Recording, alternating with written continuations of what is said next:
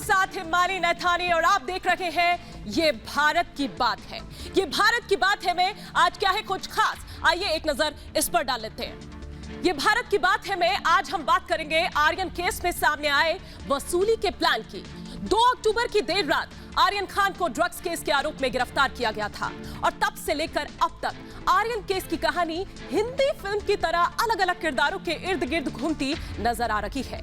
आज हम ये भारत की बात है में आर्यन केस में वसूली के पूरे प्लान को डीकोड करेंगे। उस पूरी स्क्रिप्ट के बारे में आपको बताएंगे जो आर्यन की गिरफ्तारी से लेकर उनकी रिहाई तक के लिए लिखी गई। और इसी स्क्रिप्ट में जिक्र था शाहरुख खान से उगाही का, लेकिन एनसीबी के एक एक्शन ने वसूली की इस पूरी फिल्म को रिलीज होने से पहले ही फ्लॉप कर दिया।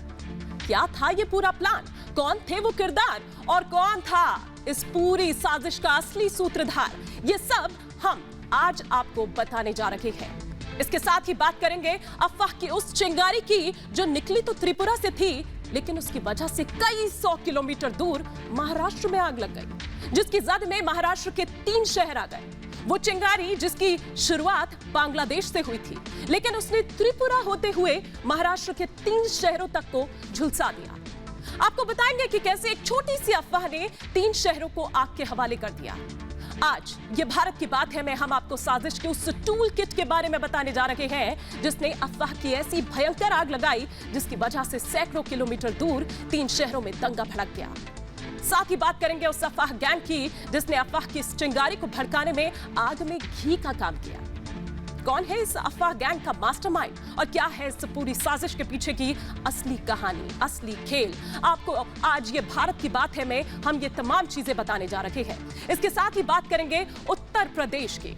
उत्तर भारत में भले ही पारा गिर रहा हो, सर्दी के मौसम ने दस्तक दे दी हो, लेकिन उत्तर प्रदेश में फिलहाल जो सियासी पारा है वो चढ़ने लगा है। उत्तर प्रदेश में अगले साल की शुरुआत में विधानसभा चुनाव होना है, लेकिन उस चुनाव के लिए अभी से जोर आजमाइश होने लगी है। आज उत्तर प्रदेश में रैलियों का शनिवार रहा। एक तरफ देश के गृह मंत्री अमित शाह ने हुंकार भरी, तो दूसरी तरफ समाजवादी पार्टी के अध्यक्ष अखिलेश यादव ने भी अपना दमखम दिखाने की कोशिश की। जहां अमित शाह ने समाजवादी पार्टी के गढ़ कहे जाने वाले यानी कि आजमगढ़ से चुनावी बिगुल फूंक दिया, तो वहीं अखिलेश यादव ने भी मुख्यमंत्री योगी आदित्यनाथ के शहर यानी कि गोरखपुर से चुनावी शंखनाद कर दिया। लेकिन फायर ब्रांड रैलियों के इस दौर में एक बार फिर जिन्ना का जिन बाहर निकल आया। ये भारत की बात है में आज हम आपको उत्तर प्रदेश की इसी चढ़ते हुए सियासी पारे की गर्मी का एहसास कराएंगे। शुरू करें उससे पहले आपको बता दें कि रिपब्लिक भारत आपसे जुड़े हर मुद्दे के लिए आवाज उठाता है, तो आप भी अपनी आवाज उठाएं और रखें अपने विचार अपनी भाषा में कू ऐप पर। रिपब्लिक भारत अब कू ऐप पर है, लेकिन सबसे पहले आइए हम एक नजर डाल लेते हैं 5 मिनट में भारत पर।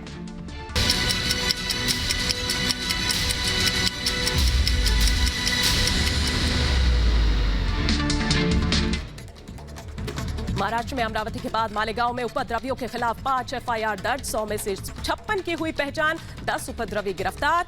डीजीपी ने लोगों से शांति बनाए रखने की अपील। अमरावती में हिंसा के बाद तनाव का माहौल, उपद्रव के बीच सड़क पर धारदार हथियार लहराते नजर आए दंगाई, पुलिस के एक्शन के बाद हालात काबू में। महाराष्ट्र के अमरावती में हिंसा की एक और तस्वीर आई सामने। हिंसक उपद्रवियों ने दुकानों में तोड़फोड़ के बाद लगाई आग, पुलिस कर रही है पहचान। महाराष्ट्र हिंसा को लेकर उद्धव सरकार पर बीजेपी का हमला, कहा महाराष्ट्र हिंसा में एक सुनियोजित साजिश, त्रिपुरा के नाम पर अफवाह फैलाकर हिंसा फैलाई गई। मणिपुर उग्रवादी हमले में कर्नल समेत 5 जवान शहीद, 4 घायल। हमले में कर्नल की पत्नी और बेटे की भी मौत, राष्ट्रपति और पीएम मोदी ने जवानों को दी श्रद्धांजलि। छत्तीसगढ़ के रायगढ़ में शहीद कमांडिंग अफसर विप्लव त्रिपाठी के घर पर मातम का माहौल, परिजनों का रो रो कर बुरा हाल। कल विशेष विमान से पहुंचेगा पार्थिव शरीर। महाराष्ट्र के गढ़चिरौली में 26 नक्सली ढेर, मुठभेड़ में 3 पुलिसकर्मी भी घायल। नक्सलियों के पास से भारी मात्रा में हथियार और नक्सल साहित्य बरामद। उत्तर प्रदेश के आजमगढ़ में गृह मंत्री अमित शाह की सौगात, स्टेट यूनिवर्सिटी का किया शिलान्यास। महाराज सुहेल देव के नाम पर होगी यूनिवर्सिटी का नाम। 53 एकड़ में बनाई जा रही यूनिवर्सिटी पर 118 करोड़ का आएगा खर्च। अखिलेश के जिन्ना वाले बयान पर अमित शाह का करारा हमला, कहा चुनाव आते ही अखिलेश को जिन्ना याद आने लगे हैं। आज अखिलेश को जिन्ना महान दिख रहे हैं। उत्तर प्रदेश के आजमगढ़ जिले का भी बदला जा सकता है नाम, आर्यमगढ़ हो सकता है आजमगढ़ का नया नाम, मुख्यमंत्री योगी ने दिए संकेत। मुख्यमंत्री योगी के गढ़ में समाजवादी पार्टी अध्यक्ष अखिलेश यादव की सियासी हुंकार, गोरखपुर में समाजवादी पार्टी के विजय यात्रा के तीसरे चरण की शुरुआत, समाजवादी पार्टी कार्यकर्ताओं का उमड़ा हुजूम। गोरखपुर में भारी भीड़ से उत्साहित हुए अखिलेश यादव, कहा जन सैलाब बता रहा है 2022 में यूपी में होगा बदलाव, 2 दिनों तक इलाके में रथ पर घूमेंगे अखिलेश। मेरठ में ओवैसी को रैली को नहीं मिली इजाजत, प्रशासन के फैसले से गुस्से में एआईएमआईएम प्रदेश अध्यक्ष शौकत अली ने कहा राजनीतिक दबाव में आकर प्रशासन ने रैली की इजाजत नहीं दी। देश भर में कांग्रेस के खिलाफ गुस्सा, जम्मू में बजरंग दल का राहुल गांधी, राष्ट्रीय दल भी और सलमान खुर्शीद के खिलाफ प्रदर्शन, सलमान खुर्शीद की किताब पर बैन की मांग। दिल्ली में हिंदू युवा वाहिनी के कार्यकर्ताओं का सलमान खुर्शीद के घर के बाहर प्रदर्शन, सलमान खुर्शीद के हिंदुत्व वाले बयान पर नाराजगी, खुर्शीद के खिलाफ जमकर नारेबाजी। बीजेपी ने दिल्ली हिंसा के आरोपियों को मुआवजा देने का विरोध किया, राकेश सिन्हा ने कहा कांग्रेस का असली चेहरा आया सामने। वसूली कांड के आरोपी आईपीएस फरमबीर सिंह को सस्पेंड करने की तैयारी, महाराष्ट्र सरकार ने शुरू की सस्पेंड करने की प्रक्रिया, डीजी होमगार्ड के पद पर दी गई तैनाती। अवैध वसूली के मामले में सचिन वाजे पर गाज 2 दिन बढ़ाई गई, सचिन वाजे की पुलिस कस्टडी, कोर्ट ने 15 नवंबर तक कस्टडी में भेजा। हरियाणा के सोनीपत की निशा दहिया हत्या मामले में आरोपी पवन और सचिन कोर्ट में पेश, कोर्ट ने आरोपी पवन और सचिन को 3 दिनों की पुलिस रिमांड पर भेजा। बढ़ते प्रदूषण को लेकर दिल्ली सरकार का बड़ा फैसला, सोमवार से 1 हफ्ते तक बंद रहेंगे स्कूल, सरकारी दफ्तरों में लागू होगा वर्क फ्रॉम होम, सभी निर्माण कार्य 17 नवंबर तक बंद। दिल्ली एनसीआर में बढ़ते प्रदूषण पर सुप्रीम कोर्ट नाराज, सीजेआई ने कहा हालत गंभीर, आप लॉकडाउन जैसे कदम पर विचार कर सकते हैं। उधर पंजाब में रोक के बावजूद पराली जलाने का सिलसिला जारी, अमृतसर में किसानों ने जलाई पराली, आसपास के इलाकों में धुआं फैलने से लोगों की बड़ी मुश्किलें। भोपाल के हबीबगंज रेलवे स्टेशन का बदलेगा नाम, केंद्र सरकार ने दी मंजूरी, स्टेशन का नया नाम रानी कमलपति स्टेशन होगा, सोमवार को पीएम मोदी करेंगे उद्घाटन। मुंबई के गवर्नमेंट मेडिकल कॉलेज में एमबीबीएस छात्रों की हड़ताल, फाइनल ईयर की छात्र अशोक पाल की हत्या के बाद छात्रों में गुस्सा, धरना प्रदर्शन किया गया। योगी सरकार की कार्रवाई से खौफ में हिस्ट्री शीटर गुलबहार ने जमानत करवाने से किया इनकार, टॉप 10 अपराधी और गैंगस्टर ने भी जमानत से किया इनकार। कानपुर में जीका वायरस से निपटने की खास तैयारी, वायरस से निपटने के लिए 3 बड़े अस्पतालों में 25 बेड रिजर्व किए गए। उत्तर प्रदेश के मेरठ में डेंगू को लेकर राहत भरी खबर, जिले में लगातार कम हो रहे हैं डेंगू के मरीज, पिछले 24 घंटे में सिर्फ 10 नए मरीजों में डेंगू की पुष्टि हुई। रेलवे के बढ़े किराए पर आम आदमी को राहत, कोरोना की वजह से स्पेशल ट्रेन का विशेष दर्जा खत्म किया गया, कम होंगी टिकट की दरें। राष्ट्रपति रामनाथ कोविंद ने खिलाड़ियों को किया सम्मानित, नीरज चोपड़ा समेत 12 खिलाड़ियों को मिला मेजर ध्यानचंद खेल रत्न पुरस्कार, नोएडा डीएम सुहास एलवाई को भी अर्जुन पुरस्कार। 100 साल बाद घर लौटी मां अन्नपूर्णा की मूर्ति, लखनऊ में जोरदार स्वागत, 15 नवंबर को काशी विश्वनाथ मंदिर में किया जाएगा स्थापित।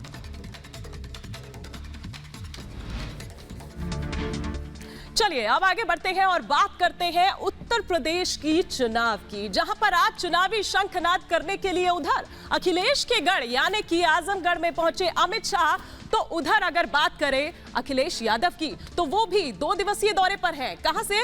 गोरखपुर से उन्होंने शुरुआत की और कुशीनगर तक ये जाएगी। इस दौरान वो तमाम जो इलाके हैं उनको कवर करते हुए जाएंगे। ग्राफिक्स के जरिए हम यहां पर आपको दिखाने की कोशिश करते हैं। देखिए ये वो तस्वीरें जिस वक्त पहुंचे थे गृह मंत्री अमित शाह और आजमगढ़ से हुंकार यहां से उन्होंने शुरू की, शंखनाद जो है चुनावी शंखनाद। इस दौरान लेकिन जिन्ना और साथ ही साथ आजम एम यानी कि मुख्तार अंसारी, इन चीजों को लेकर, इन तमाम नामों को लेकर अखिलेश यादव पर, समाजवादी पार्टी पर निशाना साधा। देखिए रिपोर्ट।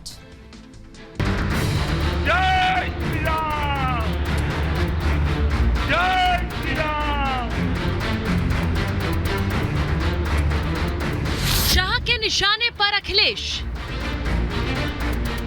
जैसे ही चुनाव आया है अखिलेश जी को जिन्ना बहुत महान दिखने लगे। शाह के निशाने पर माफिया राज। तो उत्तर प्रदेश को माफिया राज से मुक्ति दिलाने का काम योगी आदित्यनाथ। शाह का अखिलेश पर जाति वाला अटैक। यहां पर पहले जातिवाद, परिवारवाद और तुष्टीकरण का राज चलता था। ये आजमगढ़ में अमित शाह की हुंकार है। आजमगढ़ अखिलेश यादव का गढ़ है। अखिलेश यहीं से सांसद है और इसीलिए योगी के निशाने पर सीधे अखिलेश यादव है। लेकिन आजमगढ़ की सियासी हुंकार में निशाने पर अखिलेश के साथ साथ कांग्रेस और बसपा भी है। समाजवादी पार्टी और बसपा कांग्रेस कहते थे मंदिर वहीं बनाएंगे मगर तिथि नहीं बताएंगे। कहते थे या नहीं कहते थे? आज मैं डंके की चोट पर कहता हूं, नरेंद्र मोदी जी को आपने दोबारा अधिकार दिया और अयोध्या की उसी भूमि पर भव्य रामलला के मंदिर का शिलान्यास करने का काम सियासत के चाणक्य के नाम से मशहूर अमित शाह को पता है कि राम मंदिर कितना बड़ा मुद्दा है और इसीलिए यूपी में राम मंदिर उनके एजेंडे में सबसे ऊपर है। लेकिन भावनात्मक मुद्दों के साथ साथ पूर्वांचल में पार्टी की मजबूती पर भी उनका खासा जोर है और इसीलिए जैसे ही उन्होंने आजमगढ़ में महाराजा सुहेलदेव पर यूनिवर्सिटी का नाम रखने का सुझाव दिया, योगी ने मंच से ही इसका ऐलान कर दिया। परदेशी आक्रांताओं को खदेड़ने का काम महाराज सुहेलदेव जी ने किया था। अगर ये यूनिवर्सिटी का नाम हम उनके नाम पर रखते हैं तो ये लोगों के लिए बहुत बड़ा संदेश। हम आदर पूर्वक आजमगढ़ में बनने वाले इस विश्वविद्यालय का नाम महाराजा सुहेलदेव के नाम पर करने की भी राज्य सरकार की तरफ से घोषणा करते हैं। इतना ही नहीं, योगी आदित्यनाथ ने पूर्वांचल की इस भूमि पर एक और संकेत दे दिया और वो ये कि आजमगढ़ का नाम बदल सकता है और इसे आर्यमगढ़ किया जा सकता है। यह विश्वविद्यालय जो आज यहाँ पर जिसकी आधारशिला रखी जा रही है, यह विश्वविद्यालय आजमगढ़ को सचमुच आर्यमगढ़ बना ही देगा, इसमें अब कोई संदेह होना ही नहीं चाहिए। जी हाँ, तो आप जरा ये भी समझ लीजिए कि आजमगढ़ से ही क्यों शुरुआत इसकी हुई और आजमगढ़ आखिर क्यों है प्रतिष्ठा की लड़ाई। ग्राफिक्स के जरिए हम आपको समझाते हैं कि आजमगढ़ में दरअसल 10 विधानसभा सीटें हैं जो कि बहुत ही इंपॉर्टेंट है और अगर हम 2017 विधानसभा चुनाव की अगर बात करें तो उसमें जो बीजेपी है उसको सिर्फ एक ही सीट मिली थी और वो सीट थी फूलपुर सीट। तो आप ये देखें कि इसीलिए बहुत ज्यादा जरूरी है क्योंकि आप ये देखें कि पूरे उत्तर प्रदेश में भले ही उसकी लहर थी, बावजूद उसके वो एक यही सीट थी जिसे हार गई थी। जबकि 2017 में जिस तरह से मैं यहां पर बात कर रही हूं कि बीजेपी की लहर थी, बावजूद उसके जो उसको हार मिली वो हार उसको यहीं से मिली थी। यानी कि जो 81 सीटें बीजेपी हारी थी उनमें से 9 थी आजमगढ़ की और एक सीट जो एकमात्र बीजेपी जीती थी वो थी फूलपुर। जबकि 2017 में ओपी राजभर भी बीजेपी के साथ थे, जो कि अब इस बार नहीं है, इस बार वो साथ है अखिलेश यादव के।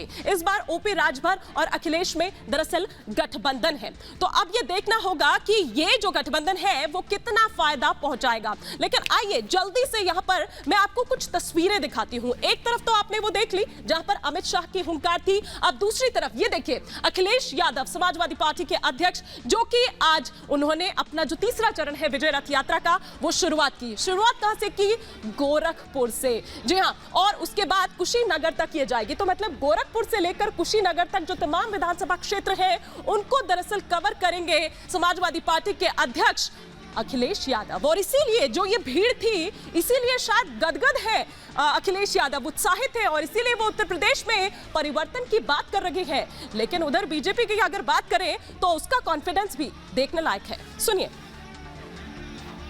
जो लोग ये कहते थे कि महंगाई कम होगी, उन्होंने महंगाई बढ़ाई है। आज गरीब की जेब काट करके अमीरों की तिजोरी भरी जा रही है। आप सभी लोग यहीं से एक संकल्प कर जाइए कि इस बार उत्तर प्रदेश में 300 पार वाली भारतीय जनता पार्टी की सरकार बनानी।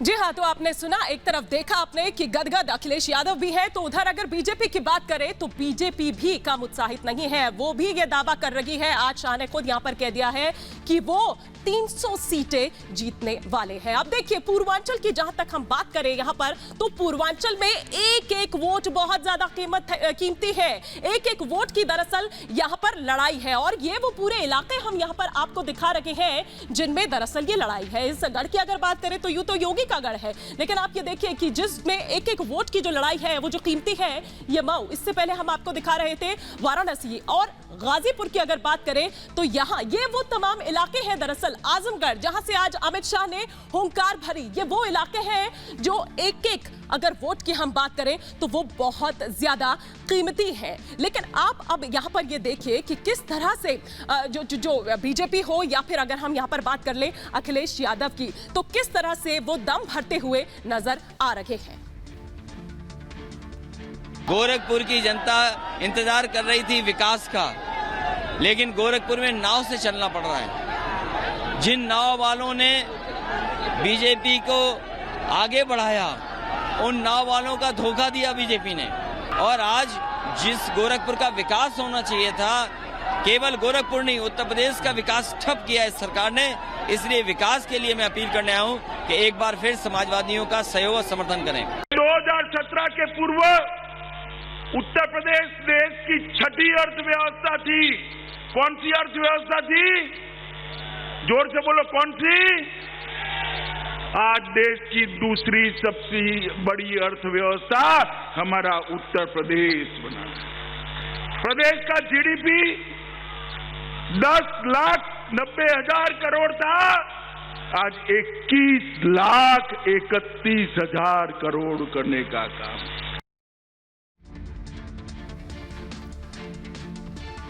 चलिए अब यहाँ पर बात कर लेते हैं, जो जीतेगा यूपी वो जीतेगा दिल्ली, क्योंकि ये कहा जाता है कि यहीं से दरअसल रास्ता दिल्ली के लिए जाता है। तो जो जीतेगा यूपी वही जीतेगा दिल्ली, इसीलिए हम कह रहे हैं। अब जो 403 सीटें हैं, देखिए कुल सीटें जो है वो 403 है, बहुत ज्यादा इंपॉर्टेंट है। बीजेपी प्लस यानी कि बीजेपी प्लस गठबंधन की हम बात करें, चाहे उसमें उस वक्त राजभर भी, अनुप्रिया पटेल अपना दल की, उनकी बात कर ले तो उसको मिलाकर 325 थी। वहीं समाजवादी पार्टी की अगर हम बात करें तो ये 47 थी। बीएसपी बहुजन समाज पार्टी की अगर हम बात करें तो उसके पास 19 और कांग्रेस के खाते में 7। तो ये कुल मिलाकर हमने पूरा जो 403 सीटों का आंकड़ा था वो आपको यहां पर दे दिया। लेकिन आप ये देखिए कि क्यों आखिर इतना ज्यादा इंपॉर्टेंट है। इसीलिए कहा जाता है कि जो जीतेगा यूपी वही जीतेगा दिल्ली। क्या क्या अपने अपने दावे हैं, जरा ये भी तो सुनिए। जो लोग ये कहते थे कि महंगाई कम होगी, उन्होंने महंगाई बढ़ाई है। आज गरीब की जेब काट करके अमीरों की तिजोरी भरी जा रही है। इस अर्थव्यवस्था में गरीबों के लिए कोई जगह नहीं है। नौकरी जहां मिलनी थी वो संस्थाएं बेची जा रही हैं। बाबा साहब भीमराव अम्बेडकर और जो हमें आरक्षण से हक और सम्मान मिलता था, अगर संस्थाएं बिक जाएंगी तो नौकरियां और रोजगार कहां पर होंगे। पहले उत्तर प्रदेश में 4 हवाई अड्डे थे, अब 8 है।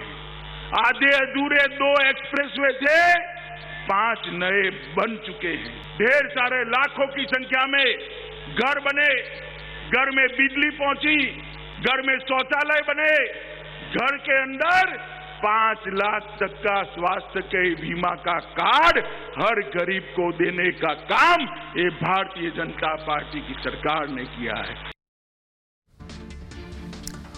और आइए अब हम आपको दिखाते हैं बीजेपी का जैम वर्सेस सपा का जैम। जी नहीं, ये आपका ब्रेड बटर वाला जैम नहीं है। ये क्या जैम है जरा हम यहाँ पर आपको यहाँ पर दिखाते हैं। देखिए यहाँ पर जिस तरह से अमित शाह ने हुंकार भरी, मोहम्मद अली जिन्ना, ये जिन्ना का जो जे है वो जे है। आजम खान ए यानी कि आजम खान, और एम की अगर बात करें तो मुख्तार अंसारी। इसके जरिए समाजवादी पार्टी पर, अखिलेश यादव पर निशाना साधा। वहीं बीजेपी ये कहती है कि हमारा जैम क्या है, जे से जनधन है, ए से बात करें तो वो आधार है, और एम से अगर बात करें तो वो है मोबाइल। आइए आपको सुनवाते हैं किस तरह से परिभाषित किया अमित शाह ने इस जैम को।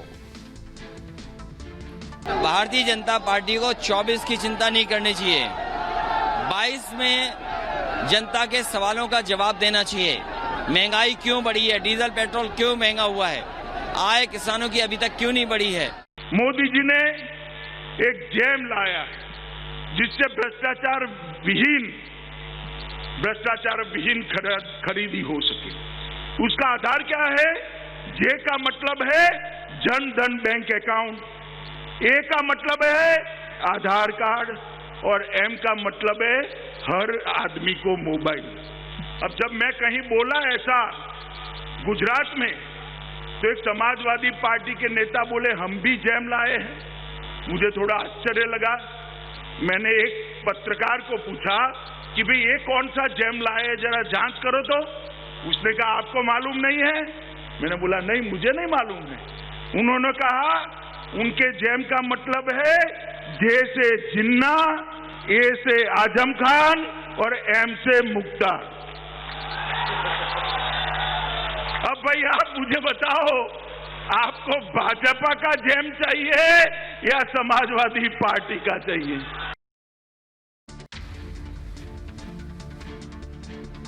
और चलिए अब आगे बढ़ते हैं, आपको दिखाते हैं कि किस तरह की एक अफवाह ने महाराष्ट्र के 3 शहरों को जला दिया। जी हां, त्रिपुरा को लेकर दरअसल एक अफवाह फैली थी और उसके बाद महाराष्ट्र के जो 3 शहर हैं वो किस तरह से जलते हुए नजर आए। ये देखिए, ये कुछ देर पहले की तस्वीरें हैं, अमरावती की तस्वीरें आप यहां पर देख रहे हैं कि किस तरह से यहां पर जो दुकानें थी उनमें तोड़फोड़ की गई, पत्थरबाजी की गई, आग के हवाले कर दिया गया। ये अमरावती की कुछ देर पहले की ही तस्वीरें हम यहां पर आपको दिखा रहे हैं। आप ये सोचिए कि इस उपद्रव के दौरान कुछ पुलिसकर्मी जो है वो भी घायल हुए हैं। तो ये अमरावती की तस्वीरें हम यहां पर आपको दिखा रखे हैं। आप सोचिए कि कई 100 किलोमीटर दूर एक है देश जहां से ये आग फैलती है और त्रिपुरा की अगर हम बात करें तो उसके जरिए होते होते वो महाराष्ट्र तक पहुंच जाती है। महाराष्ट्र के 3 जिले, अमरावती की तस्वीर आपने पहले देखी, अब देखिए 12 नवंबर 2021 यानी कि नांदेड़ की तस्वीर, कल की तस्वीर जब हम आपको दिखा रहे हैं, आप यहां देखिए कि किस तरह से गाड़ियों के शीशे तोड़ डाले गए, यहां पर आगजनी की गई।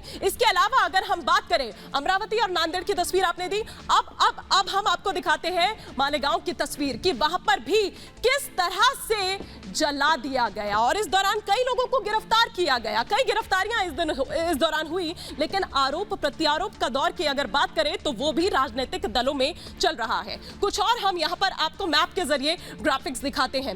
मैप के जरिए हम आपको यह दिखाने की कोशिश करेंगे कि किस तरह से ये जो 3 शहर जिनकी मैं लगातार बात कर रही हूं, आप सोचिए कि बांग्लादेश से ये आग भड़की, उसके बाद त्रिपुरा होते हुए ये किस तरह से नांदेड़ तक पहुंच जाती है, नांदेड़ जल उठता है। उसके बाद बात करें अमरावती की तो अमरावती भी इससे अछूता नहीं रहता है। और तीसरा वो शहर जिसकी मैं बात कर रही हूं वो है मालेगांव, जहां पर किस तरह का नुकसान हुआ, कई इसमें घायल हुए, कई इसमें गिरफ्तारियां हुई। आइए इसी से जुड़ी एक रिपोर्ट आपको दिखाते हैं।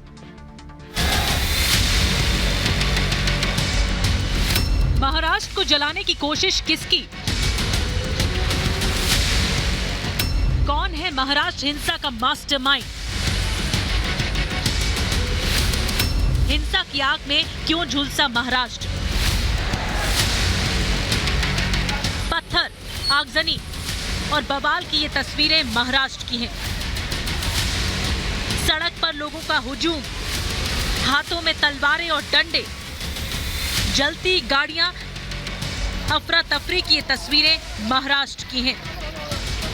सिचुएशन यहाँ पर काफी ज्यादा और भयानक होते हुए दिखाई दे रही है। देखिए किस तरीके से टीयर गैस का इस्तेमाल पुलिस यहाँ पर करते हुए दिखाई दे रही है और जो प्रोटेस्टर्स है यहाँ पर मौजूद है, जो तलवारों के साथ, तस्वीरें सबसे पहले देखी थी कि किस तरीके से तलवारों के साथ यहाँ पर पहुंचे थे और अब यहाँ पर जो पुलिस है वो टीयर गैस का इस्तेमाल कर रही है लोगों को, वो प्रोटेस्टर्स को भगाने के लिए। जहां एक महज अफवाह से 3 शहर सुलग उठे, अमरावती, नांदेड़, मालेगांव। हिंसा महाराष्ट्र में हुई, लेकिन इस हिंसा का एपिसेंटर महाराष्ट्र से 2768 किलोमीटर दूर त्रिपुरा में है, जहां से निकली एक चिंगारी ने महज कुछ ही घंटों में ऐसी आग लगाई कि महाराष्ट्र के 3 शहर जलने लग गए। महाराष्ट्र में हिंसा को लेकर 20 लोगों को गिरफ्तार किया गया है, 20 लोगों के खिलाफ केस दर्ज हुआ है। अमरावती में स्थिति को कंट्रोल करने के लिए कर्फ्यू लगा दिया गया है। तो जितने भी लीडर्स और गैजेट मिनिस्टर को भी मेरा कहना है, इस चीज को राजकारण का मोड़ ना देते हुए लोगों की सिक्योरिटी के बारे में बात करनी बहुत जरूरी है। ये आंदोलन अलग दिशा में जा रहा है। तो मैं सभी अमरावतीकर से विनती करूंगी कि इसको अपने तरीके से, शांतिपूर्ण तरीके से निषेध करना ही चाहिए। और आइए अब आपको दिखाते हैं कि आखिर इस हिंसा के गुनहगार कौन है।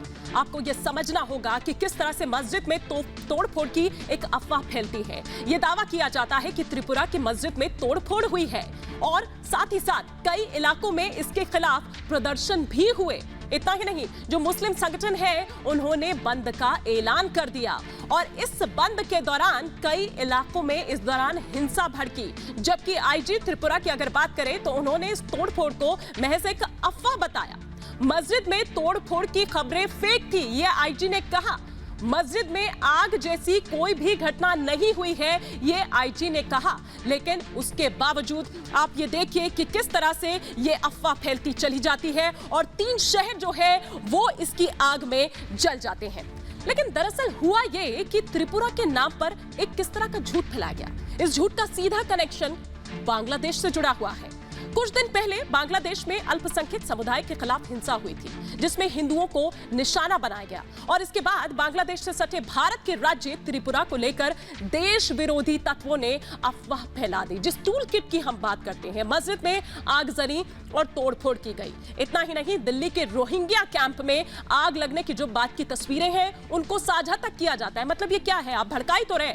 दावा किया जाता है कि ये तस्वीरें दरअसल त्रिपुरा की मस्जिद की है। हालांकि त्रिपुरा पुलिस और आला अधिकारियों ने बार बार इस बात को एक कोहरी अफवाह करार दिया। ट्वीट कर दावा किया कि त्रिपुरा में किसी भी मस्जिद में तोड़फोड़ नहीं की गई है। जिस मस्जिद को कथित तौर पर जलाने की बात फैलाई गई है, पुलिस ने उसकी तस्वीरें भी जारी की, जिसमें मस्जिद सही सलामत दिखाई दे रही है। वहां किसी तरह की आगजनी और तोड़फोड़ का कोई निशान नहीं था। मस्जिद की सुरक्षा में जो सुरक्षा बल थे वो वहां पर उसी तरह से तैनात थे। त्रिपुरा के स्पीकर ने भी मस्जिद को नुकसान पहुंचाने को सिर्फ एक अफवाह बताया। अमरावती ये दूसरा स्टेट में है, इसको हम कुछ नहीं जान के, कुछ नहीं देख के कुछ टिप्पणी नहीं करूंगा। लेकिन त्रिपुरा में कुछ नहीं हुआ, अभी नॉर्मल लाइफ, अभी इलेक्शन लहर चल रहा है। सब आदमी रास्ता में खड़ा होके अपना अपना पार्टी को पब्लिसिटी कर रहे हैं। तो त्रिपुरा में इशू लेके अगर अमरावती में कोई घटना हुआ है, महाराष्ट्र में अमरावती में, ये बहुत दुखों की बात है। लेकिन आप ये देखिए कि अफवाह तेजी से फैलती गई और त्रिपुरा की इसी कथित हिंसा के खिलाफ महाराष्ट्र में मुस्लिम समुदाय ने शुक्रवार को बंद बुलाया। बड़ी संख्या में लोग सड़कों पर उतर आए। लेकिन मामला तब और बिगड़ गया जब प्रदर्शनकारियों ने बाजार में हिंसक प्रदर्शन शुरू कर दिए। आगजनी होने लगी, पथराव होने लगा, दुकानों को चुन चुन कर निशाना बनाया जाने लगा। महाराष्ट्र में हुई इस हिंसा को लेकर महाराष्ट्र बीजेपी विधायक नितेश राणा ने रजा अकादमी को इसके लिए जिम्मेदार ठहराया। उन्होंने रजा अकादमी को हिंसा की साजिश का आरोप लगाते हुए दावा किया कि इसके पीछे रजा अकादमी का हाथ है। उन्होंने दावा किया कि रजा अकादमी ने ही दरअसल इस बंद को बुलाया था और इस बंद की आड़ में हिंसा की जो साजिश है वो रची गई थी। इतना ही नहीं, नितेश राणे ने रजा अकादमी को आतंकी संगठन करार दिया है और रजा अकादमी पर बैन लगाने की मांग की है। कई लोगों से हमको ऐसा डायरेक्ट इन्फॉर्मेशन मिला है, उसके बारे में मैं कुछ दिनों में पीसी भी लेने वाला हूं, प्रेस भी लेना हूं, जहां मैं सबूत दे दूंगा कि रजा एकेडमी का किस तरीके से इन्वॉल्वमेंट है ये सारी चीजें में। हमारी सब मालूमात निकालने की काम चल रहा है। एक तरफ आप मोर्चा निकाल रहे हो, त्रिपुरा में जो कुछ हुआ उसके ऊपर मोर्चा निकाल रहे हो, उसके ऊपर पुलिस की परमिशन आपके पास नहीं है तो भी आप मोर्चा निकालते हो। मोर्चा निकालने के बाद आप जो उधर हिंदू दुकानें हैं उसके ऊपर अटैक किया जाता है, पुलिस उधर सिर्फ देखते बैठती है, उनके ऊपर पथराव किया जाता है। तो ये सारी चीजें के स्टेट गवर्नमेंट के आशीर्वाद से हो रही है क्या? कि महाराष्ट्र में जो 3 घटनाएं हुई है उसकी हम निंदा करते हैं और लोगों से शांति बनाने की अपील करते हैं। साथ ही साथ में लोग माहौल बिगाड़ना चाहते हैं, लोग सावधान रहें और इस घटना में जो भी जिम्मेदार होगा निश्चित रूप से पुलिस कार्रवाई करेगी। और जो लोग इस तरह के आंदोलन को लेकर अपील करते हैं उनकी भी जिम्मेदारी है कि अनगाइडेड मिसाइल की तरह अपील ना करें। आंदोलन करना लोगों का अधिकार है, लेकिन वो नियंत्रित रहे, किसी भी प्रकार की हिंसा नहीं होगी, इसकी भी कहीं ना कहीं जवाबदारी के तहत ही आंदोलन लोग पुकारें। तो आपने सुना नीतीश राणे और नवाब मलिक को। अब नीतीश राणे जो आरोप लगा रहे हैं उनमें कितनी सच्चाई है ये तो जांच का विषय है, लेकिन अगर हम यहाँ पर बात करें रजा एकेडमी की तो ये पहली बार नहीं है, वो इससे पहले भी विवादों में घिरी रही है। अब इस एकेडमी से क्या कनेक्शन है ये दिखा रहे हैं। रजा एकेडमी ने बंद बुलाया था, जो आरोप यहाँ पर लग रहे हैं। सोशल मीडिया पर दरअसल भड़काऊ पोस्ट किए गए थे, धर्म के नाम पर जो भावनाएं हैं उनको भड़काया गया था, लोगों को प्रदर्शन के लिए उकसाया गया था लगातार इस तरह की तस्वीरें और मैसेजेस करके। इस्लामिक संस्था है दरअसल रजा एकेडमी। ये वो तमाम बातें करते हुए पहले भी हिंसा में इसका नाम सामने आ चुका है, तो ये पहली बार नहीं है। 2012 में भी ऐसा हो चुका है। आजाद मैदान में उस वक्त रैली की गई थी, रोहिंग्याओं के समर्थन में दरअसल ये रैली बुलाई गई थी। अमर जवान ज्योति को नुकसान हुआ था। अब आगे बढ़ते हैं और बात करते हैं वसूली के डीकोड प्लान की। हम देख रहे हैं कि लगातार नए ट्विस्ट एंड टर्न्स जो है वो आर्यन केस में सामने आ रहे हैं। तो वसूली का जो प्लान है वो अब डीकोड हो चुका है। देखिए एनसीबी की जो दिल्ली से गई जो टीम है वो वहां पर लगातार उसकी रडार पर कई सारे नाम हैं जिनको पूछताछ के लिए वो बुला रही है। तो ये हम आपको लगातार दिखा रहे हैं कि किस तरह से जो ये प्लान है उसको डीकोड करने की कोशिश हो रही है। जब डीडीजी सामने आए थे तो उन्होंने क्या कुछ वो तमाम बातें कही थी वो भी लगातार हम आपको दिखा रहे हैं, बता रहे हैं। इस बीच वसूली का प्लान जो डीकोड किया गया है आर्यन को छोड़ने के लिए दरअसल उगाही का प्लान था। जी हां, ये प्लान डीकोड हुआ है। केपी गोसावी ने दरअसल ये पूरी साजिश रची थी। ना केवल इतना बल्कि इस प्लान में गोसावी के साथ मास्टरमाइंड है। ये वो तमाम बातें जो हम आपको बता रहे हैं ग्राफिक्स के जरिए कि एनसीबी सूत्रों के हवाले से है। शाहरुख से 25 करोड़ वसूलने का पूरा प्लान तैयार था। प्रभाकर सेल के जरिए वसूली जो टोकन मनी है वो वसूली दरअसल गई। तो ये वो तमाम बातें 50 लाख टोकन मनी जिसे वसूला गया था, ये तमाम बातें यहां पर कही गई थी। एनसीबी की कार्रवाई से ये पूरा प्लान जो है वो दरअसल फेल हो गया, फ्लॉप हो गया। आर्यन गिरफ्तारी से वसूली की साजिश नाकाम हो गई। केपी गोसावी को वापस करना पड़ा जो तमाम पैसा उसने लिया था। तो ये हम आपको दिखा रहे हैं। अब चलिए हम आपको ये दिखाते हैं कि जब आर्यन जो है वो आरएएफ कैंप पहुंचे थे पूछताछ के लिए, अपना बयान दर्ज कराने के लिए। ये उस वक्त की तस्वीरें हम यहां पर आपको दिखा रहे हैं। दरअसल इसी शर्त पर जमानत भी दी गई थी। सशर्त जो जमानत थी वो ये थी कि हर शुक्रवार को वो पेश होंगे और जो भी तमाम बातें हैं, ये अलग बात है कि पिछले हफ्ते उन्होंने तबीयत खराब होने का हवाला दिया था। तो हम आपको दिखा रहे हैं कि मुंबई क्रूज रेड को लेकर किस तरह के सवाल उठ रहे हैं, लेकिन इन सवालों के जवाब दो ही शख्स देख सकते हैं। एक तो गोसावी जिस पर वसूली का आरोप लग रहा है, दूसरा शाहरुख की मैनेजर पूजा डडलानी। वसूली के केस में गोसावी के बाद जिसका नाम सबसे ज्यादा लिया जा रहा है वो है शाहरुख की मैनेजर पूजा डडलानी। प्रभाकर सेल ने आरोप लगाया था कि आर्यन केस में पूजा डडलानी ने उगाही की रकम को सौंपा था। पूजा डडलानी को मुंबई पुलिस दूसरा समन भेज सकती है।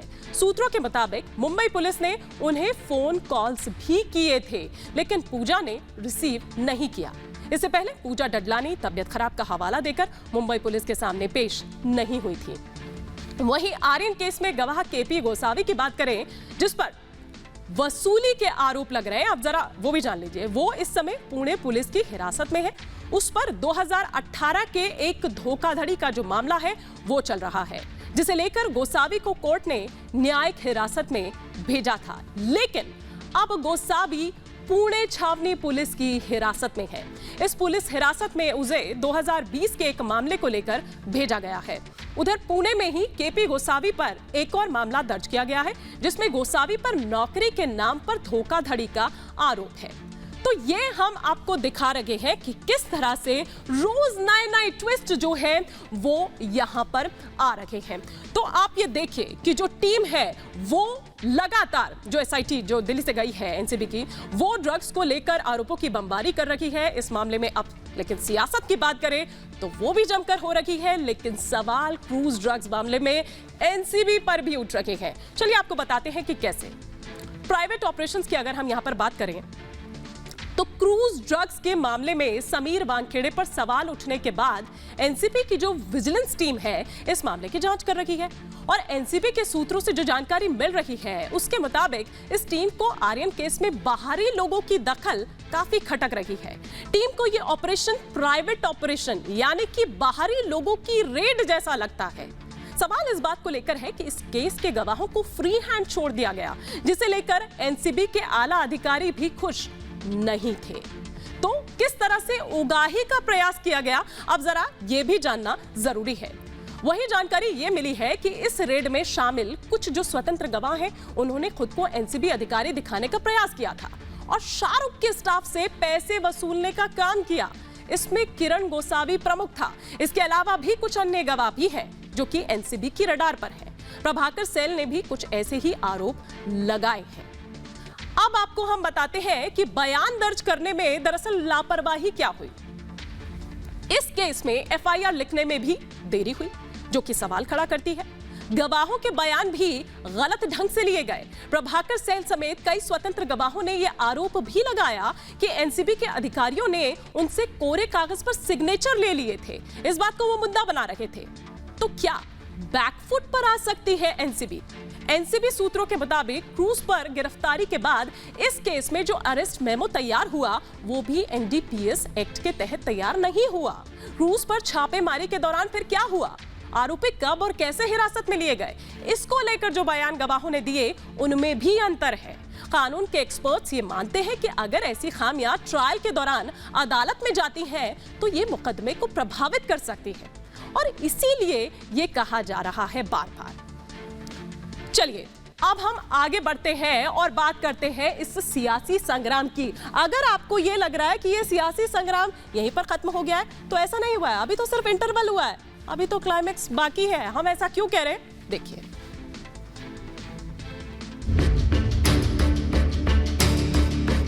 ड्रग्स पर और बढ़ेगा सियासी संग्राम। सियासी घमासान में अब एक और एंट्री। इंटरवल के बाद होगी शिवसेना की एंट्री। इंटरवल के बाद संजय राउत की एंट्री होगी। मुंबई के क्रूज पर ड्रग्स रेड के साथ ही शुरू हुई सियासत अब रुकने का नाम नहीं ले रही है। वानखेड़े के खिलाफ नवाब मलिक हर रोज नया बम फोड़ रहे हैं, तो वहीं दूसरी तरफ बीजेपी ने भी मोर्चा संभाल रखा है। नवाब ने पूर्व मुख्यमंत्री देवेंद्र फडणवीस को निशाने पर लिया है, तो वहीं बीजेपी और आग बबूला हो गई है। बीजेपी नेता हाजी अराफात ने नवाब मलिक की पूरी फाइल खोलकर रख दी है। 2 करोड़ रुपए आने के बाद जब पूना के कुछ जो लोग थे वक्फ बोर्ड पे, जिनका ध्यान था, जो जागरूक लोग थे, मुंबई के कुछ जागरूक लोग थे, जिन लोगों ने जो इस बात को जैसे ही आवाज उठी, बवाल जैसा हुआ, तो तुरंत डिप्टी सीओ और सीओ नवाब मलिक से जाके मिलते हैं और उनको कहते हैं कि मामला बाहर चला गया, ये मामला मीडिया में चला गया, ये मामला लोगों तक चला गया। तुरंत नवाब मलिक होशियार मलिक है और ये होशियार मलिक ने तुरंत कहा कि वो पैसे तुरंत ट्रस्ट के अकाउंट में ट्रांसफर किया जाए। लेकिन अब इस सियासी घमासान में एक और बड़ी एंट्री होने वाली है। शिवसेना प्रवक्ता संजय राउत ने भी मैदान में उतरने का ऐलान कर दिया है। मतलब इस फिल्म का क्लाइमेक्स अभी बाकी है।